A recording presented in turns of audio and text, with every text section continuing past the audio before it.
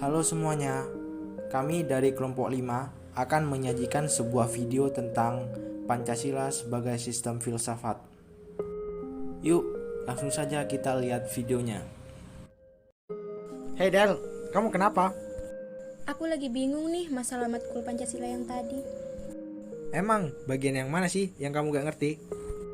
Aku gak ngerti tentang bagian Pancasila sebagai sistem filsafat. Kamu ngerti gak bagian itu? Oh, bagian yang itu. Iya, aku ngerti lah. Bisa bantu ngejelasin gak, Ber? Soalnya aku bingung banget. Oke, boleh. Lihat dulu dari kata sistem. Sistem adalah suatu kesatuan yang terdiri dari berbagai unsur.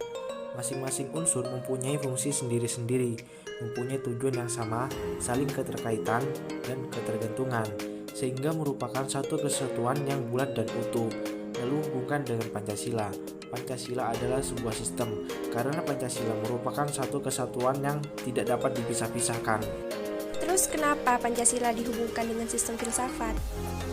Ya karena filsafat melalui kerjasama dengan disiplin ilmu lain memainkan peran yang sangat penting untuk membimbing manusia kepada keinginan-keinginan dan aspirasi mereka. Bukan si Pancasila sebagai sistem filsafat atau yang dinamakan filsafat Pancasila, artinya refleksi filosofis mengenai Pancasila sebagai dasar negara. Oh gitu. Terus fungsi dan tujuan filsafat Pancasila bagi bangsa Indonesia itu apa aja ya? Fungsi filsafat Pancasila bagi bangsa Indonesia itu ada 5 Del. Yang pertama, Pancasila sebagai jiwa bangsa Indonesia. Setiap bangsa mempunyai jiwanya masing-masing. Pancasila sebagai jiwa bangsa Indonesia berfungsi agar Indonesia tetap hidup dalam jiwa Pancasila. Yang kedua, Pancasila sebagai kepribadian bangsa Indonesia. Fungsi Pancasila sebagai kepribadian bangsa yaitu sebagai hal yang memberi ciri khas bagi bangsa dan menjadi pembeda dari bangsa lain. Yang ketiga, Pancasila sebagai sumber dari segala sumber hukum. Semua hukum yang berlaku di Indonesia itu sumbernya dari Pancasila.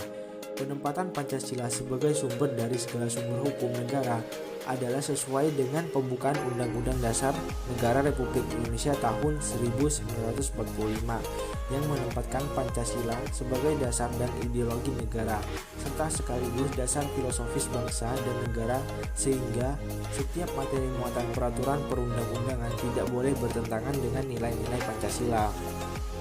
Contohnya tuh kayak undang-undang yang dibuat DPR yang sempat kontroversial kemarin. Isi dari undang-undang itu apa udah sesuai belum sama nilai-nilai Pancasila? Kayaknya sih gak sesuai dan sampai aneh gitu, Ber. Kalau gak sesuai, berarti udah melenceng dari fungsi ini. Kedudukan Pancasila sebagai sumber dari segala sumber hukum negara itu merupakan ground norm dalam sistem hukum Indonesia yang memberikan arah dan jiwa serta menjadi paradigma norma-norma dalam pasal-pasal Undang-Undang Dasar 1945. Yang keempat, Pancasila sebagai pandangan hidup bangsa Indonesia. Fungsi Pancasila sebagai pandangan hidup adalah masyarakat Indonesia harus menjadikan Pancasila sebagai petunjuk atau pedoman kehidupan sehari-hari. Yang kelima, Pancasila sebagai cita-cita dan tujuan bangsa Indonesia. Pancasila dimuat di pembukaan Undang-Undang 1945. Hal ini menjadikan Pancasila sebagai tujuan dan cita-cita bangsa Indonesia. Nah, sedangkan tujuan filsafat Pancasila bagi bangsa Indonesia itu juga ada 5 Del. Yang pertama, untuk menciptakan bangsa yang religius dan taat kepada Tuhan Yang Maha Esa. Yang kedua, menjadi bangsa yang menjunjung keadilan, baik secara sosial maupun ekonomi. Yang ketiga, menjadi bangsa yang menghargai hak asasi manusia, seperti yang dirangkum dalam hubungan HAM dengan Pancasila sebagai dasar negara kita. Yang keempat, untuk menciptakan bangsa yang menjunjung tinggi demokrasi. Nah, untuk yang terakhir, yang kelima, menjadi bangsa yang nasionalis dan mencintai tanah airnya, yaitu tanah air Indonesia. Jadi gitu, gimana kamu udah ngerti gak? Oh, iya Ber. Aku udah ngerti kok. Makasih banyak ya.